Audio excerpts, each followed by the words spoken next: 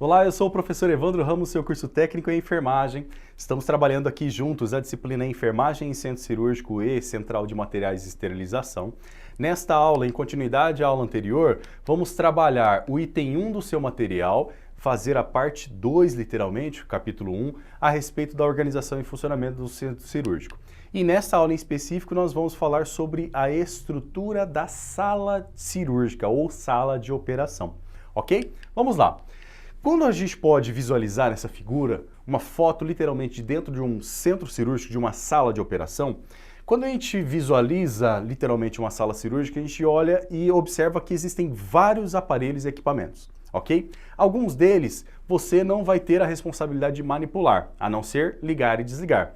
Outros, você sim terá um conhecimento um pouco mais apurado sobre a manipulação, ok? Para poder montar, para poder ligar, para poder facilitar a substituição de alguma conexão, por exemplo, que for necessária, ok? Sendo um circulante, por exemplo, da sala operatória.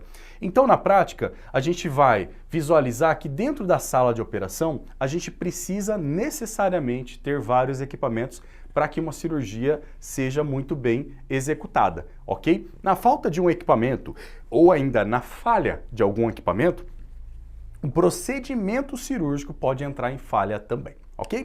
Nesse sentido, os equipamentos da sala de operação, eles são divididos em basicamente dois tipos, equipamentos fixos e equipamentos móveis, ok? Os equipamentos fixos, por exemplo, nós temos o foco central, que fica bem no centro da sala de operação. A mesa também vai sempre ficar no centro da sala de operação. A sala de operação, geralmente ela é bem ampla mesmo, bem grande, para justamente facilitar tanto a circulação, a disposição dos equipamentos da maneira mais confortável para todo mundo, ok? Um negatoscópio, que é aquele aparelho que geralmente fica na parede, onde a gente consegue visualizar, por exemplo, o raio-x. Coloca ali, liga ele emite uma luz e a gente consegue visualizar um raio-x. Aquele aparelho é chamado de negatoscópio, ok? Um sistema de canalização de ar e de gases. É importantíssimo ter uma instituição que tenha já a sua canalização lá na parede, literalmente, a rede de gases, porque isso vai facilitar com que a gente não fique manipulando, por exemplo, aquelas balas de oxigênio, por exemplo, ou balas de outros gases, ok? Da rede de gases, justamente para fazer transporte e substituição. Então isso já evita muito tipo de processo de trabalho e também vários riscos ocupacionais, tá bom? Outro tipo de equipamento é o suporte de soro fixo, que geralmente vai ter também para poder facilitar esse processo de hidratação do paciente, de administração de medicamentos do paciente, mas também ele pode ser móvel, tá bom? Ele pode ser um bracinho móvel também, que justamente vai estar ligado ali próximo à maca. Ar-condicionados também são objetos fixos, para justamente facilitar. Em relação aos objetos móveis, equipamentos móveis, nós temos a própria mesa cirúrgica, embora ela fique centrada no meio da sala de operação, ela é móvel, ela consegue literalmente se mover. E a mesa de operação é um dos objetos mais caros que a gente tem ali, porque ela literalmente tem uma tecnologia onde ela levanta, ela abaixa, ela tem a tecnologia de mover para um lado para o outro, para subir, para descer, a cabeça, por exemplo, e nesse sentido vai proporcionar fazer todas as posições cirúrgicas, aquela própria mesa. E como ela é eletrônica, é óbvio que ela precisa de eletricidade também, ok? Então a mesa cirúrgica e os acessórios, que são móveis, os aparelhos de anestesia, que também são móveis, mesas auxiliares, bisturi elétrico também é móvel.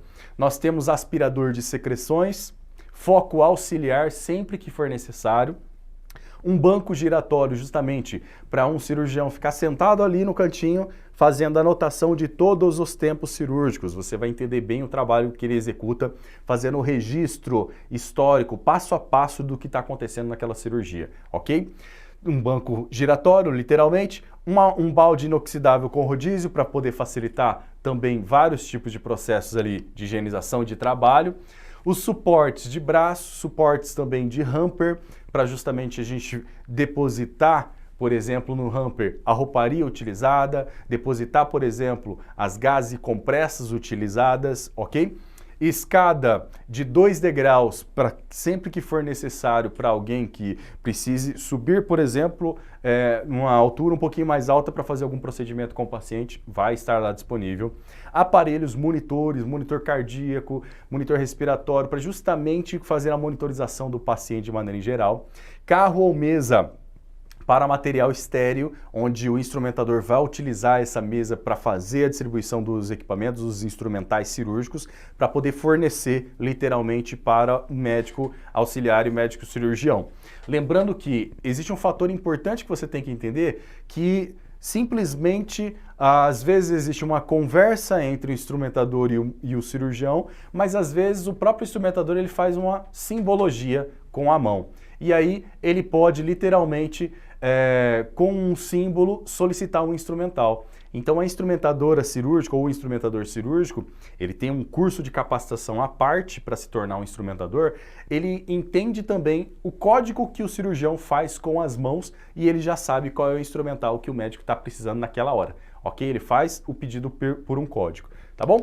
Outra questão importante que são os equipamentos utilizados para ajuda no posicionamento do paciente, coxins de espuma, por exemplo, que vão ser utilizados, ou de areia, de diferentes tamanhos, também para poder facilitar na mobilização desse paciente. Os focos também são outros objetos que vão estar literalmente ali dentro, disponíveis na estrutura física da sala de operação. Eu posso ter um foco de teto que é fixo e eu posso ter um foco frontal, literalmente, e um foco auxiliar. Esse foco frontal é geralmente aquele foco que fica aqui, uma lanterninha na testa do cirurgião. E aí ele está dando foco literalmente para onde ele está olhando, ok? Isso é uma questão bastante bacana, é o foco frontal. E o foco auxiliar é um foco móvel, literalmente, que vai ser auxiliar a esse foco central, por exemplo, tá bom? Lembrando que além do foco que está ali, nós temos a iluminação natural ou artificial da sala de operação, que está ligada, é claro, ok? Então nós temos, por exemplo, aqui uma figura onde a gente vê a mesa, o foco central, literalmente fixo ali no centro, ele tem essas alças justamente para fazer a movimentação e ele tem a articulação para justamente posicioná-lo da maneira mais adequada, distante dos profissionais, que não vai causar acidente com ninguém e também para focar literalmente o local adequado para fazer o processo operatório. Os equipamentos de maneira em geral, ok? As redes de gases, tomadas também para poder facilitar. E aí, é claro, não vai existir tantas outras coisas ali dentro dessa sala de operação, tá bom?